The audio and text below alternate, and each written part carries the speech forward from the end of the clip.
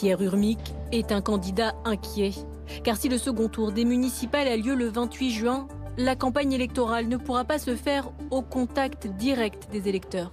Et moi, je ne veux pas d'une campagne électorale totalement aseptisée, où on vous interdit de rencontrer les gens, on vous interdit de serrer les mains, on vous interdit de discuter, on vous interdit d'aller dans leur appartement pour faire, comme on a pris l'habitude de le faire, un certain nombre de réunions. Il faudrait privilégier une campagne électorale numérique. C'est ce que recommande le Conseil scientifique. Rien à voir avec ce que le candidat a l'habitude de faire. Alors là, je suis dans la rue, je suis place Péberlan, tout près d'ici, à la sortie d'une station de tram où je suis avec une colistière où on est en train de discuter avec des passants. Cet échange est souvent très enrichissant. Comme lui, à Lyon, un candidat veut prendre le temps d'une réelle campagne.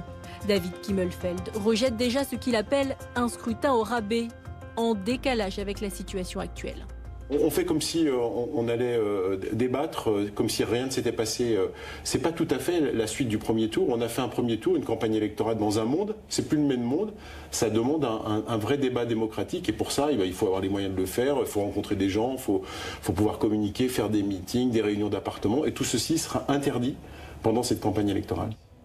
Le Conseil scientifique émet aussi des recommandations sur l'organisation du scrutin. Il faut, dit-il, protéger les personnes à risque. Elles ne devront pas tenir de bureau de vote et une file d'attente pourrait leur être réservée. Pour les autres électeurs, le port du masque est recommandé, tout comme le lavage des mains à l'entrée et le respect de la distanciation sociale. Pour certains spécialistes, si tout cela est respecté, le vote peut avoir lieu en toute sécurité le 28 juin, comme l'envisage le gouvernement. Et les conditions qui ont été rappelées par le Conseil scientifique sont tout à fait rassurantes. Si on les applique, vraiment, il n'y aura aucune conséquence en termes de danger de transmission du coronavirus. Sur le terrain, la maire de Beauvais fait des suggestions supplémentaires. Il y a peut-être des aménagements à faire, par exemple sur les procurations, donner 2 procurations à chaque électeur, ce qui simplifierait les choses. Et donc il y a sûrement des simplifications à mettre en place pour que ce deuxième tour se déroule d'une manière normale. Mais pour certains élus, il est trop tôt pour organiser ce scrutin. Les Français ne sont pas prêts. Moi, je pense qu'ils n'iront pas voter normalement et qu'il y aura un taux d'abstention record. Parce que quand je vois l'inquiétude aujourd'hui sur l'ensemble du territoire, je pense qu'il sera très très difficile de retrouver la quiétude sur ce sujet. Si le Conseil scientifique ne s'oppose pas aujourd'hui à la tenue du scrutin fin juin, il recommande une nouvelle évaluation 2 semaines avant le vote.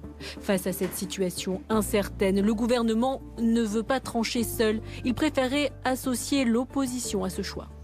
C'est le syndrome de la patate chaude, chacun se la refile. Personne ne veut être tenu responsable d'un éventuel fiasco d'un second tour des municipales au mois de juin. Ainsi, Emmanuel Macron et Édouard Philippe veulent un vote au Sénat, à l'Assemblée, pour que chacun prenne ses responsabilités. Mais voilà, la droite ne veut pas tomber dans le piège politique. La droite dit on ne veut pas de vote sur la date du scrutin pour ne pas qu'éventuellement, en cas de fiasco, on soit responsable. Pour tenter d'obtenir tout de même un consensus, Emmanuel Macron a réuni en visioconférence des maires cet après-midi. Demain, Édouard Philippe rencontrera, lui, les chefs des partis politiques.